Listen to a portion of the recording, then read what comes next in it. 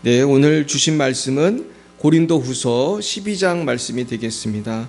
우리 신약성경 고린도후서 12장 1절부터 10절까지 말씀을 같이 보시겠습니다.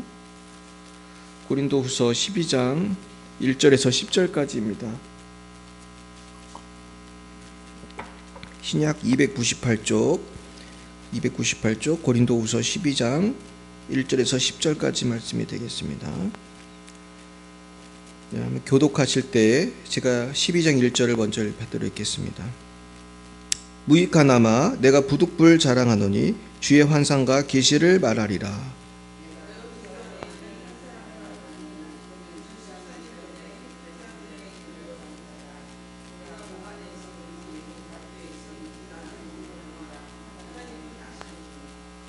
내가 이런 사람을 아노니 그가 몸 안에 있었는지 몸 밖에 있었는지 나는 모르거니와 하나님은 아시느니라.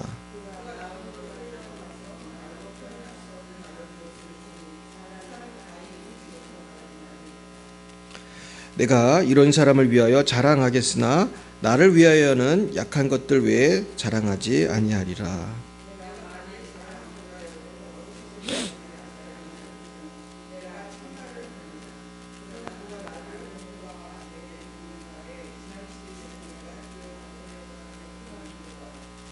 여러 계시를 받은 것이 지극히 크므로 너무 자만하지 않게 하시려고 내 육체에 가시 곧 사탄의 사자를 주셨으니 이는 나를 쳐서 너무 자만하지 않게 하려 하심이라.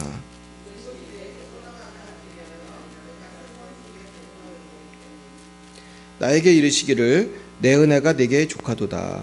이는 내 능력이 약한 데서 온전하여 짐이라 하신지라. 그러므로 도리어 크게 기뻐함으로 나의 여러 약한 것들에 대하여 자랑하리니 이는 그리스도의 능력이 내게 머물게 하려 함이라. 내가 그리스도를 위하여 약한 것들과 능욕과 궁핍과 박해와 공고를 기뻐하노니 이는 내가 약한 그때의 강함이라. 아멘. 기도하겠습니다. 하나님, 그렇습니다. 우리가 약할 때 강함 주시는 주님, 오늘 이 말씀이 나의 신앙의 고백이 되게 하여 주시고 정말로 우리도 약할 때가 많지만은 그 약할 때가 주님의 은혜 받을 때임을 깨닫게 하여 주옵소서. 예수님 이름으로 기도했습니다. 아멘. 네, 오늘은 우리 약한 자의 소망이라는 제목으로 하나님의 말씀을 증거하겠습니다.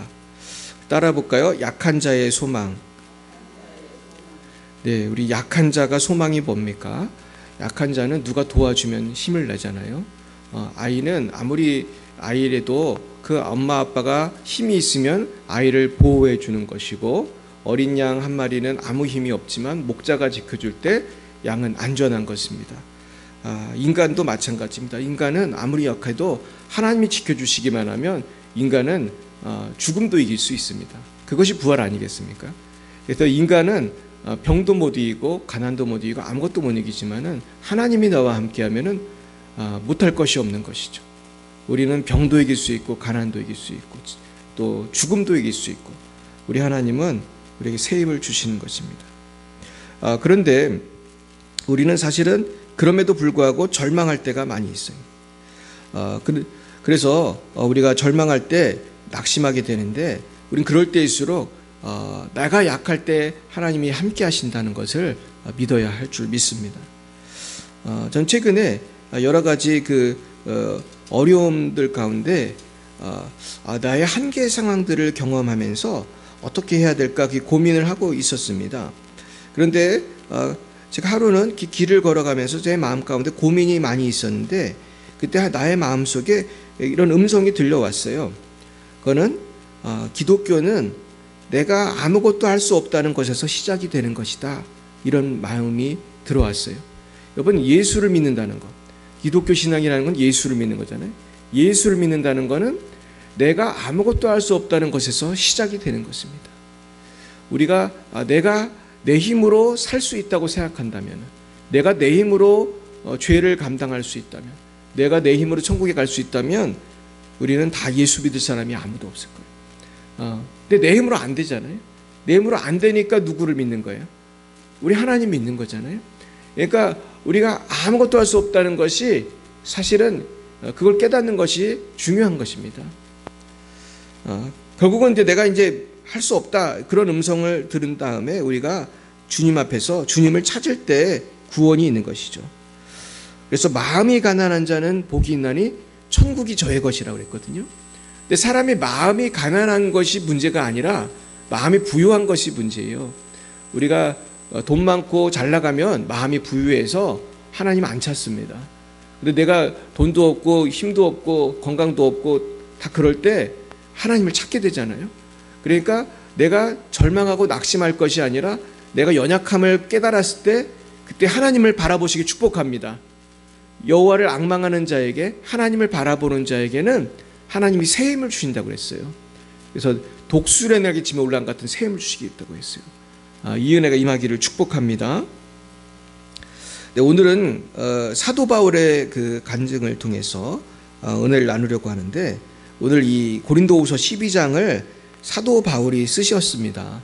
근데 사도 바울은 원래는 굉장히 자신감이 넘치는 사람이었어요.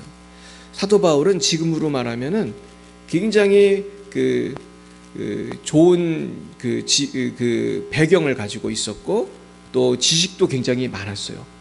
당시에 가말리엘이라고 하는 사람은 굉장히 유명한 학자였는데 가말리엘에게서 공부를 했을 사람이었고, 또 이 사람은 또 신앙적으로도 바리새인 중에 바리새인. 그러면서 이분은 굉장히 자존심이 높고 굉장히 자신만만한 사람이었습니다. 그리고 이분은 사내들인이라고 하는 공의의 회원이었다고 그래요. 사내들인은 몇 명 못 들어가는 곳입니다. 그러니까 굉장히 대단한 사람이에요. 우리도 좀 있으면 국회의원 선거하는데 바울은 당시에 사회적으로 봤을 때 국회의원 같은 사람이에요. 국회의원 같은 사람이고, 또 바리새인들은 종교적으로도 흠이 없다고 자부하는 사람이었고. 근데 이렇게 자신만만할 때 바울은 주님을 기뻐하는 일을 하지 못했어요. 이 자신만만할 때 바울은 큰 죄를 짓고 살았어요. 그건 뭐냐 하면 예수 믿는 사람들을 핍박하는 사람이었어요. 예수가 누군지 모르니까, 예수가 자기가 하나님 아들이라고 죽었으니까 잘 죽었다고 생각을 하고 예수 믿는 사람들을 핍박하고, 특별히 스데반이라고 하는 집사님이 순교당할 때 그 스데반의 옷을 벗겨가지고 사울, 그 당시 이름이 사울이었죠. 사울에게 그 옷을 놓았다, 그렇게 성경에 나와 있거든요. 그러니까 그걸 무슨 뜻입니까? 스데반 죽일 때 주모자가 누구였다는 거예요? 바울이었다는 거죠. 스데반 옷을 벗겨서 왜 바울한테 갖다 놨겠어요? 그러니까 저놈 잡아서 죽여라, 이렇게 이렇게 죽여라 했던 사람이 사실은 회개하기 전에 바울이었던 것입니다. 근데 바울이 예수님을 만나고 나서 확 변하게 돼요. 확 변하게 되는데, 그거는 예수를 만나고 나서 자신의 연약함을 발견하고 죄인됨을 발견했기 때문입니다. 여러분, 우리가 죄인인 줄 아세요? 여러분 다 죄인이죠? 근데 예수님 때문에 뭐가 됐어요? 의인이 됐어요. 그러니까 나는 원래 죄인인데 의인이 된 거예요. 할렐루야. 그래서 우리를 용서받은 죄인이다 그래요. 용서받은 죄인. 따라해 보겠습니다. 나는 용서받은 죄인입니다. 용서받은 죄인만 의인이 되는 거예요. 세상에 의인은 아무도 없어요. 제가 부활절 설교했지만 의인은 아무도 없다. 의인은 아무도 없는데 의인이라고 착각하는 사람만 많은 거예요. 그렇죠? 자, 그럼 우리 말씀을 보면서 바울이 어떤 체험을 했는지, 오늘 바울의 참 신기한 체험을 한번 나눠보겠습니다. 우리 1절부터 5절까지 한번 다시 읽어보겠습니다. 시작. 무익하나마 내가 부득불 자랑하노니 주의 환상과 계시를 말하리라. 내가 그리스도 안에 있는 한 사람을 아노니 그는 14년 전에 셋째 하늘에 이끌려간 자라. 그가 몸 안에 있었는지 몸 밖에 있었는지 나는 모르거니와 하나님은 아시느니라. 내가 이런 사람을 아노니 그가 몸 안에 있었는지 몸 밖에 있었는지 나는 모르거니와 하나님은 아시느니라. 그가 낙원으로 이끌려가서 말로 표현할 수 없는 말을 들었으니 사람이 가히 이르지 못할 말이로다. 내가 이런 사람을 위하여 자랑하겠으나 나를 위하여는 약한 것들 외에 자랑하지 아니하리라. 자, 이런 사람이 누구겠습니까? 사실은 자신의 이야기를 하는 거예요. 근데 이 자신이 천국에 갔다 온 이야기를 하는 것입니다. 근데 사람이 천국에 갔다 오는 게 참 어렵잖아요. 그건 사실 불가능한 거죠. 누가 천국을 갔다 옵니까? 근데 하나님이 특별히 천국을 갔다 오게 해주셨어요.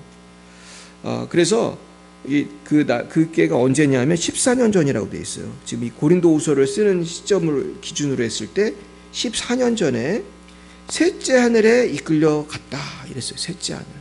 그러니까 천국에도 이 몇째 하늘이 있는지 하여튼 천국에 갔다는 얘기입니다.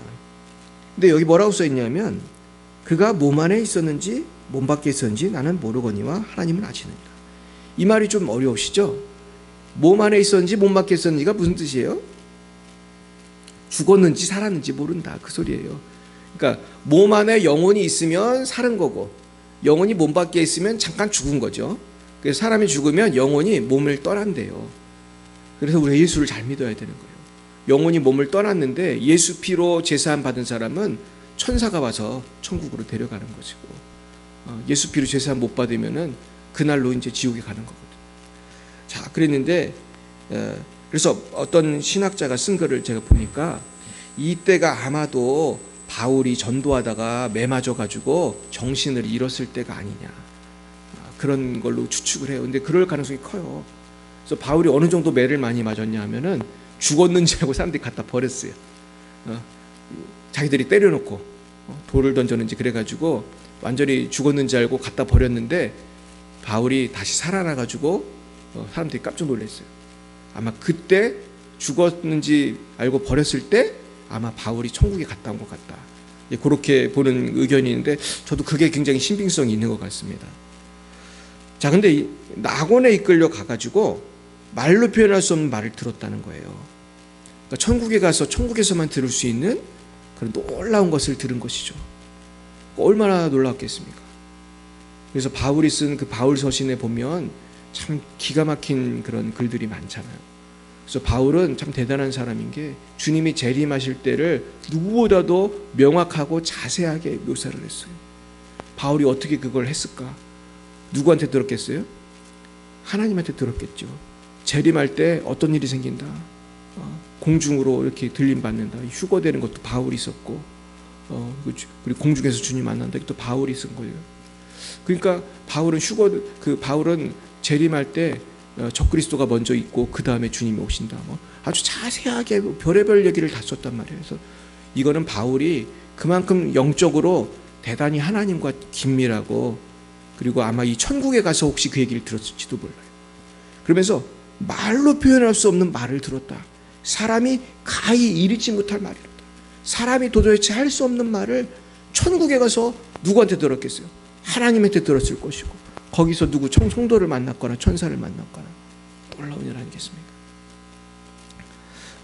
제가 예전에도 말했지만은 그 조용기 목사님 아들이 번데기 먹고 죽었다고 그랬잖아요. 번데기 농약 든 번데기 먹고 죽었는데 조용기 목사님이 막 우통을 벗고서 막 죽기 살기로 기도를 했더니 다시 살아났는데 그 아들이 깨어나서 그랬대잖아요. 천국 갔더니 우리 순복음교회 성도들이 있어가지고 환영해 주더라. 자기 목사님 아들 왔다고 환영해 줬는데 네 아빠가 널 안 놔줘가지고 널 다시 보낸다고 하면서 다시 왔다고 하지 않습니까?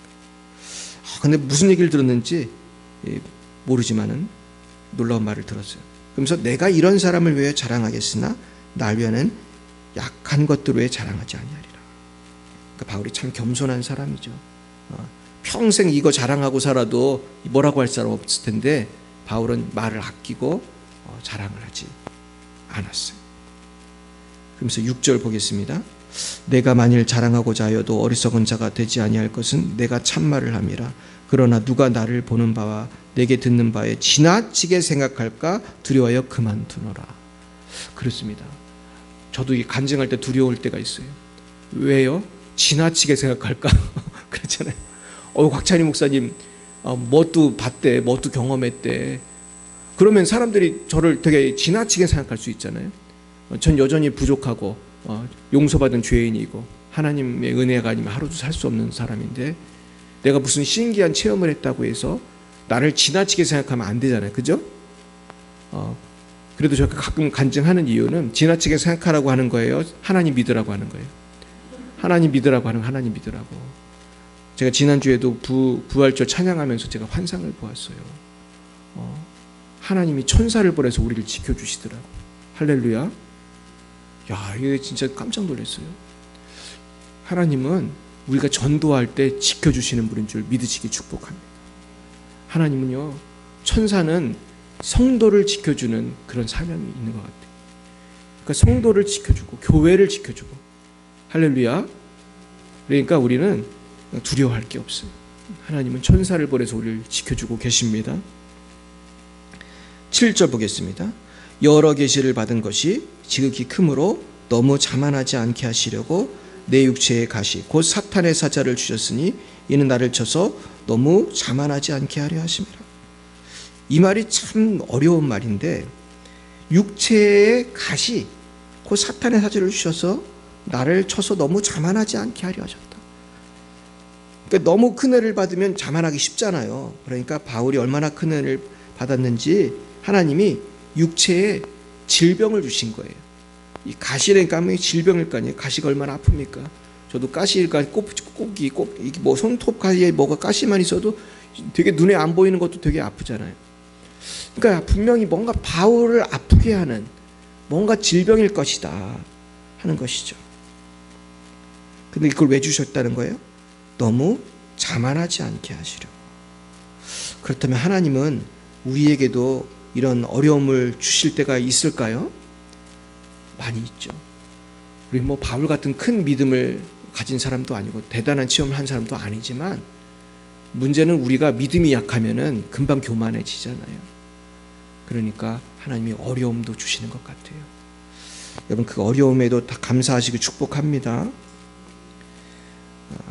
예수님도 그랬잖아요. 부자는 천국 가기가 낙타가 바늘구멍에 가는 것보다 힘들다. 그래요. 요새 부자들 우리가 텔레비나 인터넷 보면 아무개는 돈을 얼마 벌었다 이런 게 나와요. 저도 어제 인터넷 보니까 아무개 운동선수가 모은 재산이 100억이 넘는다. 그럴 수 있죠. 운동선수 얼마 돈 많이 법니까?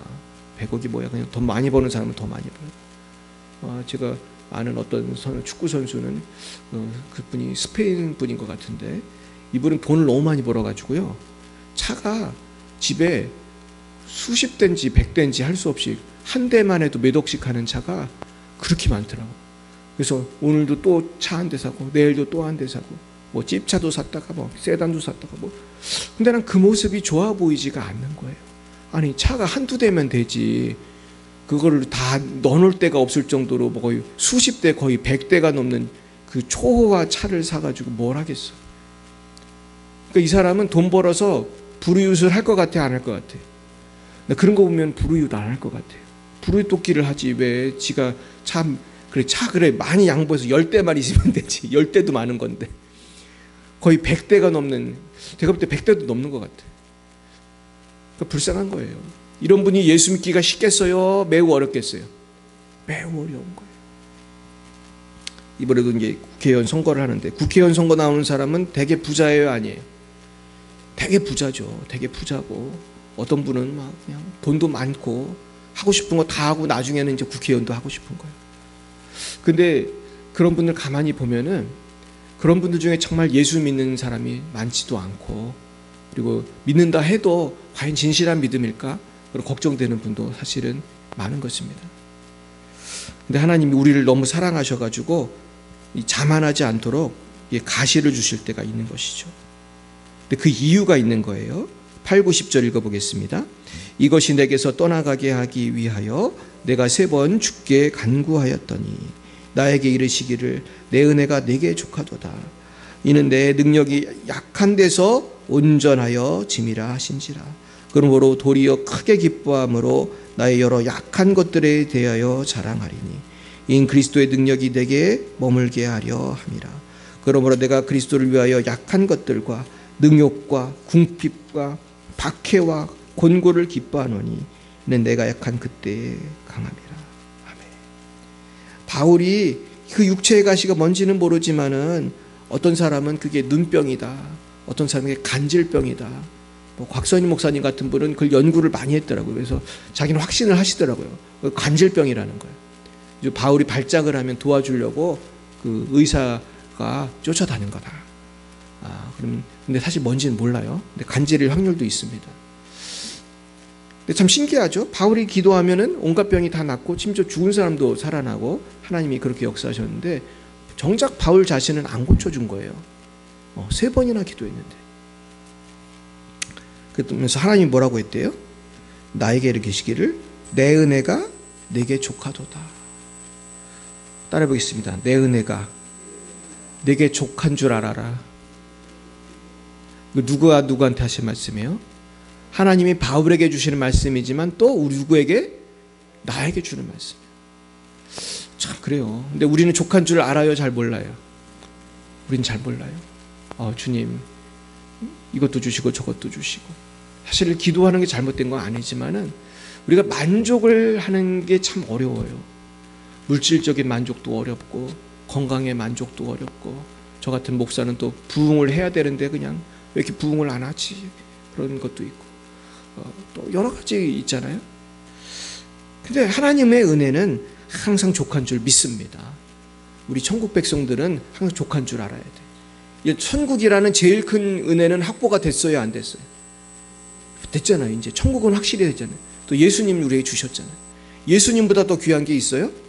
없잖아요. 예수님을 나에게 주셨으니까 나머지는 주셔도 좋고 안 주셔도 할렐루야, 이게 아멘이지 안 주셔도 괜찮은 거예요, 사실은.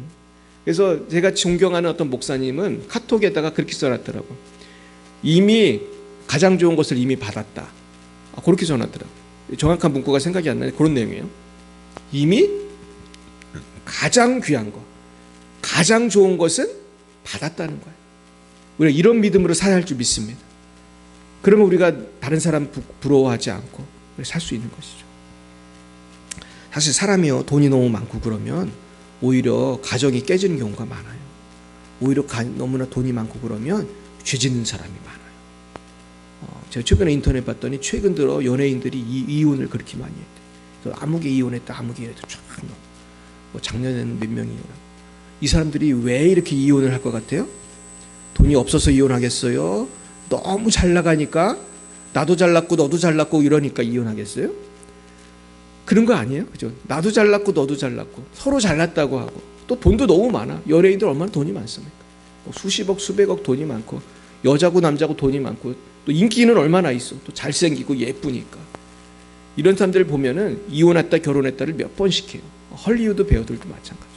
그냥 조광지처럼 이렇게 잘 사는 사람이 아주 드물어요.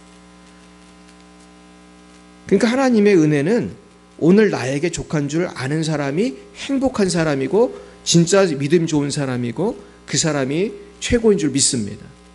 그래서 내 능력은 약한 데서 온전해지는 거예요. 우리의 하나님의 능력은 성도가 약할 때 더 빛이 나는 거예요. 내가 병들었을 때 하나님의 치유의 능력이 빛을 발하는 거예요. 내가 가난할 때 하나님의 부유하심이 드러나는 거예요. 전 이걸 개척교회하고 알았어요. 제가 큰 교회에서 많이 일했었는데 영락교회나 제가 막 몇천 명 되는 교회에서 많이 일했어요. 오죽하면은 내가 아는 선배 형이 너는 왜 맨날 큰 교회만 가냐 그럴 정도로 좀 큰 교회 사역을 많이 했어요. 하지만 큰 교회에 없는 게 개척교회에 있어요. 개척교회는 광야 생활이에요. 광야 생활. 하나님의 만나와 외출하기를 안 주면 살 수가 없어. 그러니까 기도를 할 수밖에 없잖아요. 주여 이번 달도 월세를 내게 해주세요. 우리 집사람하고 저하고 얼마나 기도를 많이 하고 매월이 되면은 월세를 낼 수 있나 없나 늘 그냥 점검해보고 적자가 나면 또 막 적자 날까봐 막 기도하고. 근데 신기한 거는 하나님이 한 번도 월세를 밀리지 않게 공급해 준 줄 믿으시길 축원합니다. 그러니까 이런 기도를 통해서 하나님이 공급하는 걸 받으면은 내가 뭐를 깨닫게 되죠? 하나님은 공급해 주시는 분이구나. 내가 약할 때 하나님의 능력이 나타나는 거예요. 할렐루야. 이건 마찬가지예요. 우리가 모든 면에서 그래요. 내가 학업이 부족하다, 내가 건강이 부족하다, 내가 외모가 부족하다, 내가 왕따를 당하고 인간관계에서 문제가 많다, 내가 여러 가지 그 가시 같은 것이 나에게 축복이 되는 때가 얼마나 많은지 몰라요. 그래서 예수 믿는 사람들 한번 100에 99명은요 편할 때 믿겠어요, 어려울 때 믿겠어요? 어려울 때 믿는 거예요. 편하면 끝까지 안 믿어요. 왜냐하면 계속 편하니까. 끝까지 안 믿어. 제가 어제도 이 에어컨 달면서 어떤 우리 이웃하고 얘기를 하게 됐는데, 이 이웃이 난 그렇게 부자인지 몰랐어요. 자기가 큰 뭐를 한대요. 근데 얘기를 들어보니까 엄청 부자더라고요, 이분이. 막 매장도 엄청나게 크고 막 깜짝 놀랐어요. 근데 이분을 전도해 보면 들은 척도 잘 안 하거든요. 근데 그 이유를 내가 어제 알은 거예요. 이분이 왜 들은 척도 안 했는지 알았어요. 왜냐하면 돈이 너무나 많은 거야, 돈이. 보니까 이분은 죽을 때까지 살 거 다 벌어놓은 것 같아요. 대단히 부자예요. 근데 우리가 연약할 때 주여 하다 보니까 변화되는 거예요. 또 한 분은 제가 어제 통화를 했는데, 목사님이, 근데 이 여자 목사님인데, 이분이 누군지는 저는 잘 몰랐어요. 전혀 잘 모르는 분인데, 제가 무슨 선교 여행 때문에 이렇게 전화하다가 알게 됐어요. 근데 이분이 간증을 하더라고요, 순간. 그러면서 자기가 원래 목사가 아니었고 집사였는데, 일본에 그 어떤 보험회사의 남편이 주재원으로 가가지고 거기에서 이제 신앙생활을 했으니까 원래 예수는 믿던 사람이에요. 근데 왜 목사가 됐는지는 제가 잘 몰랐거든요. 근데 이분이 거기에서 잘 나가는 사람이에요. 그 일본 같은데 해외 주재원으로 하는 사람 잘 나가는 사람이 많잖아요. 남편이 또 월급도 많이 벌었나 봐요. 그리고 교회 세울 때, 개척교회를 세울 때 남편이 앞장서서 세우고 헌금도 많이 하고 그랬다는 거예요. 근데 이분이 간증을 하면서 자기 집안에 굉장히 큰 어려움이 왔다는 거예요. 기도하지 않을 수 없는 문제가 생겨가지고 14년인가 이분이 계속 기도를 했다는 거예요. 그래서 그 문제가 14년 만에 해결이 됐대요. 제가 그 남의 얘기니까 자세히는 못하겠어요.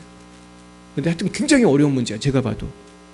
근데 그런 문제 생기면 사실 절망할 수밖에 없는데, 그냥 경제적으로도 크게 어렵고 막 여러 가지 어려운 문제가 그냥 더블로 그냥 하고. 그래서 이분이 지금 목사님이 되셨는데, 기도의 사람이 되셨는데, 왜 그랬는지 제가 이해가 가더라고요. 우리가 여기도 보면 여러 약한 것들에 대하여 자랑하리니 이는 그리스도의 능력이 내게 머물게 하려 합니다. 내가 약할 때 하나님에게 그냥 매달릴 수밖에 없잖아요. 그냥 주님 도와주세요. 문제 해결해 주세요. 그러면서 우리가 자꾸 믿음이 어떻게 되는 거예요? 믿음이 자꾸 잘하는 거예요. 그래서 10절에 보면 내가 그리스도를 위하여 약한 것들 능욕, 궁핍, 박해, 곤고를 기뻐한다. 내가 예수 믿는 것 때문에 능욕도 당하고 가난할 때도 있고 박해도 당하고 곤고하고, 그럴 때 우리는 성령이 나에게 임하셔서 놀라운 강함을 체험하는 거예요. 제가 한 분만 소개하고 마치려고 합니다. 제가 이제 존경하는 강영호 박사님은 이런 말을 했어요. 나는 장애인임에도 불구하고 성공한 것이 아니라 나는 장애인이기 때문에 성공했습니다. 이런 말을 하더라고요. 텔레비에서도. 이분은 이제 텔레비에도 많이 나왔거든요. 근데 장애인임에도 불구하고라고 우리 흔히 말하잖아요. 장애인임에도 불구하고 성공했네? 우리는 다 그렇게 말한다는 거예요, 사람들이. 근데 그게 아니래. 나는 눈이 멀어가지고 장애인이 됐기 때문에 내가 성공할 수 있었다. 왜냐하면 이분은 장애인이었기 때문에 사실은 이분이 백악관에서 장애인들을 돕는 일을 하는 자리에 가는데 사실은 되게 중요한 역할을 했어요, 사실은. 이분이 장애인이니까 그 자리에 오를 수 있었던 것이고, 장애인이었기 때문에 특별히 이분이 지금 옛날에 대통령이었던 그 조지 부시도 만나게 되고, 하여튼 그런 유명한 사람들도 만나게 되고, 장애인이기 때문에 어떻게 된 그런 과정 속에서 하나님은 역사를 하실 때 어떤 때는 우리의 연약함을 통하여 역사하신다는 거예요. 여러분 믿으십니까? 그러니까 강영호 박사님을 제가 생각할 때마다 이 바울의 말씀이 딱 생각이 나는 거예요. 내가 약할 때 강한다. 내가 정말 눈이 멀고 아무것도 할 수 없을 때 주님께 매어 달릴 수밖에 없고, 그럴 때 하나님은 오히려 그 장애를 통해서 내가 상상도 못한 높은 자리까지 나를 올려주시고 나를 귀하게 영광스럽게 해주시는 거예요. 사랑하는 여러분, 우리가 때로는 여러 가지 인생의 어려움 가운데 낙심하기가 참 쉽습니다. 하지만 사랑하는 여러분, 내가 예수 믿는 것도 고난 중에 믿었고, 내가 믿음도 고난 중에 자란 것입니다. 결국 함락해서 선을 이루시는 주님께서 저 여러분에게, 또 우리 교회에 그 고난과 어려움을 통해서 더 크게 역사하실 줄로 믿습니다. 날마다 이 믿음 가지시고 낙심하지 않고 여호와 하나님만을 바라보시기를 예수님의 이름으로 축원드립니다. 기도하겠습니다. 사랑과 은혜가 충만하신 하나님, 우리는 참 부족하고 연약한 죄인들입니다. 주님의 은혜로 구원받고 의인이 되었지만 여전히 부족하고 죄성이 있고 어리석고 연약합니다. 그러나 우리가 약할 때 큰 힘이 되시고 우리가 부족함을 아시고 채워주시는 주님을 바라봅니다. 의지합니다. 주님의 성령으로 채워주시고 더욱 믿음의 날개를 활짝 펴고 비상하게 하여 주시옵소서. 지금은 살아계신 주 예수 그리스도의 구속의 은혜와 하나님 아버지의 놀라우신 사랑하심과 성령의 교통하심이 날마다 약할 때 더욱 주님 의지하기로 결단하는 살아가는 죄자녀들 머리 위에와 저들의 가정과 미래 위에 이제와 영원토록 함께하옵시기를 간절히 축원하옵나이다.